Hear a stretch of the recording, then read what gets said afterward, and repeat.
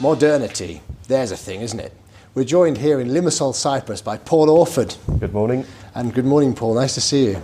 Pleasure as always. Talking of modernity, what a fabulous place. That's a beautiful location, the Yacht Club in Limassol, where you have some of the most talked about soirees, should we say, in FX in Limassol. So we convene here regularly. We do indeed, that's right. So modern setting, modern place. Cyprus, modern location for FX. However, there's a modern, potentially interesting, and in some respects frightening thing on the horizon. Okay. Well, we started discussing a couple of weeks back, myself and yourself, about artificial intelligence, and what piqued our interest. I do apologise to our Russian-speaking listeners or viewers now. Sber, how did you pronounce it? Sberbank. You need to pronounce that one quite carefully, I guess. You do indeed. Not a place where not a place where people go to raise children. Actually, a place where they deposit money rather than something else. Exactly. So we read this article. We're discussing it in great depth. Essentially, they fired 3,000 employees from their legal department. They did indeed. So they were not the actual lawyers or the people making the informed decisions. They were more of a lower level where they were administration. Yes. And if you'd like to outline. Yeah, I think legal department mostly, but this can translate into FX. We were talking about compliance. Compliance, who finds compliance interesting, really? Let's be fair. I can't comment on that one. Right.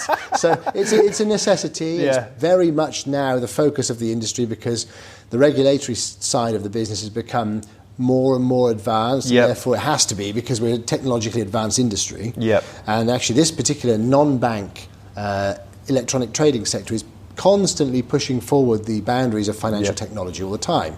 So regulators are no longer the old-fashioned briefcase and papers inspectors that they used to be in the old days of the traditional banking era, even 30 years ago. Yeah, correct. Or the insurance sector, something like that. But in this particular times nowadays, technology is now within the regulators to the point where they're actually helping people develop their systems. Correct. So difficulty is an old school compliance officer who understands the absolute ins and outs of compliance isn't necessarily a technological genius. Correct. Nor, and vice versa.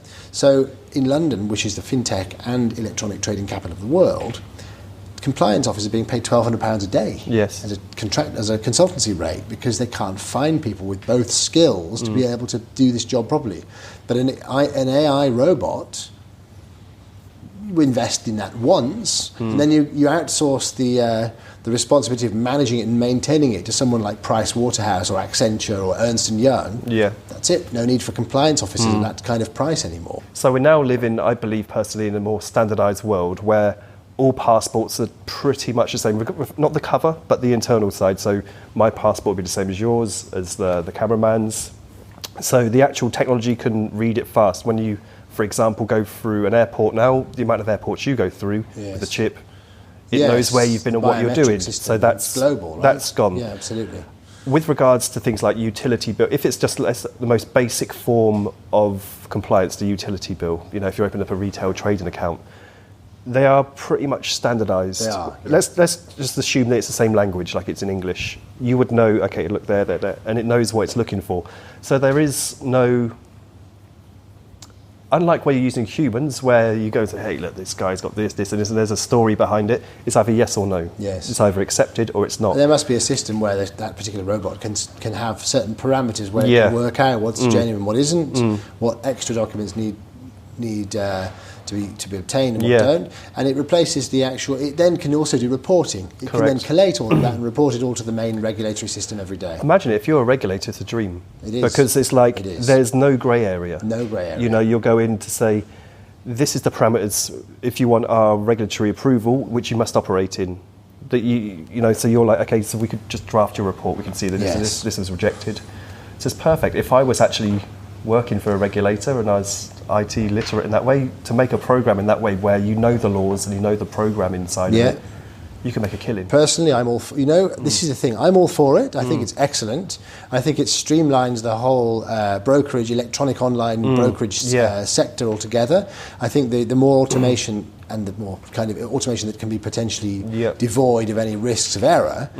But it's not so great if your name is Simon or Nigel, right? And you have you have a chartered accountancy or auditing certificate, and you wear a tweed jacket with patches on the arms and shoulders, and you come from the 1980s, and you're charging £1,200 a day to actually to get consultancy compliance done. I agree. I companies. think Simon and Nigel might be a victim of the spinning jenny syndrome. Indeed, you know, where I'm sorry to say that industry does move on. You have to evolve with it. That's it's right. Like technology. You know, right. It's just the way life goes. But we owe them a living, don't we? These auditors and compliance officers owe them a living. Yeah, well, Nigel's got to pay for his Audi, so... That's right. That's right. So, this Battleship Grey Audi. Oh, of course. Yeah, the golf club membership as well. That's right. But no, it's very interesting. I mean, where does it... If we've just looked at compliance, for example, that part there. What about the actual trading side, for example? I was discussing with a friend yesterday about this, that he was saying, okay, wouldn't it be great, it's the holy grail to have it on the trading side, the execution side. But I said, conversely, do you not think that the bank... You mean no dealing desk, instead to replace the dealer?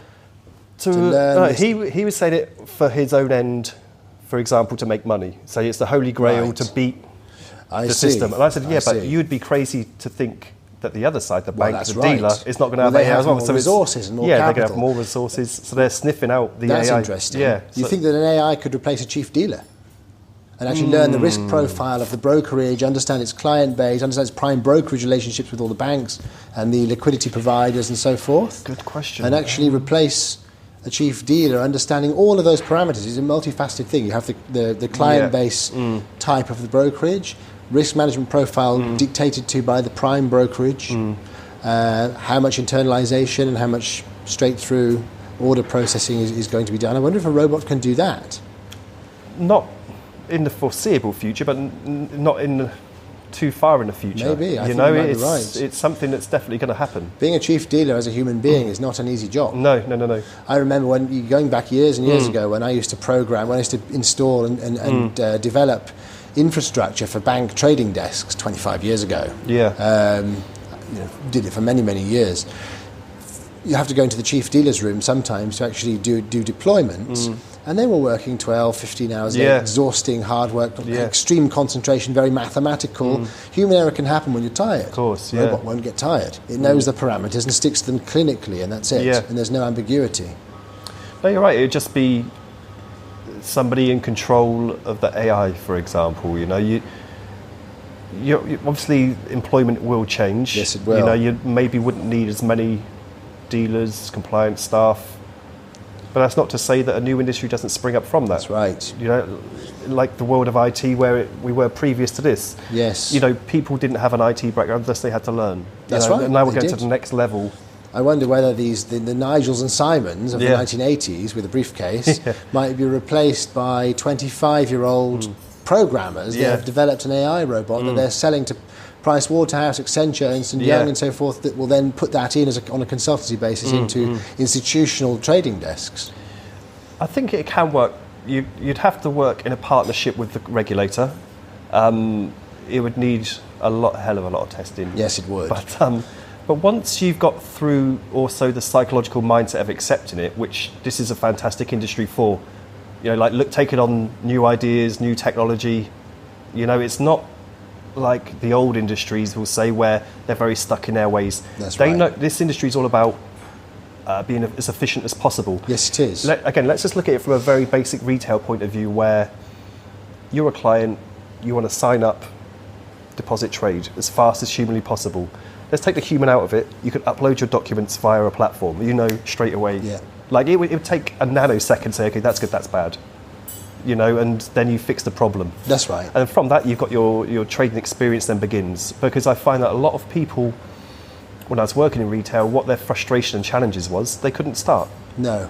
You know, too many entry barriers. Yeah, that's it. For an ordinary retail trader. Yeah, so if you can just eliminate that on the compliance front. Yes. Like I say, we're living in a standardised world now.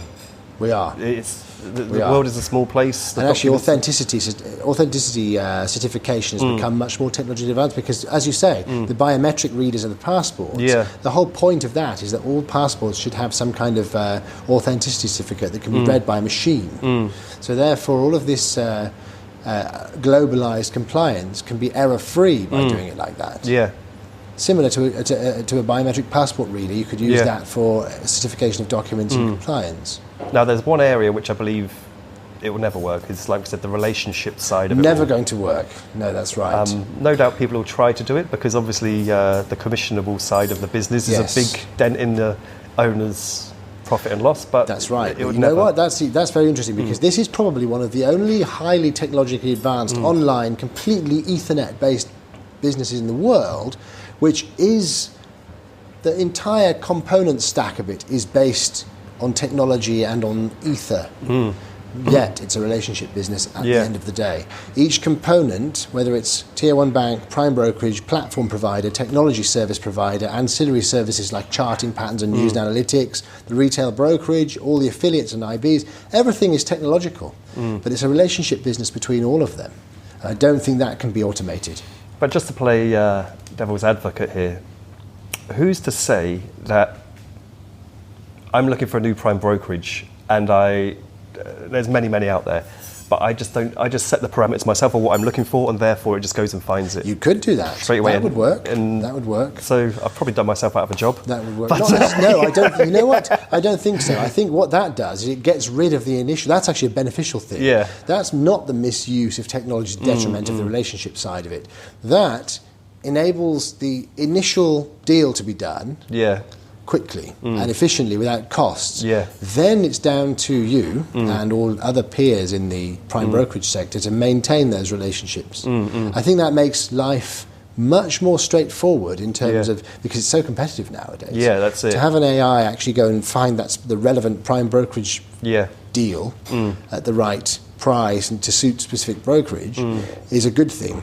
Then the maintenance of that relationship is then down to you. Yeah. I think that's okay. But I don't think it can ever replace the human being when it comes to maintaining the connection between each specific aspect of the industry. As much as people would like to, it's nigh on impossible to do. I think so too. Very interesting indeed. Certainly this year has become the year of that particular direction. Definitely. It's a cost-saving matter, but it's also efficiency in terms of getting the job right. That's correct. We'll see where it leads us. We'll see indeed. We'll see how many battleship grey Audis there are adorning the square mile of London very soon, won't we?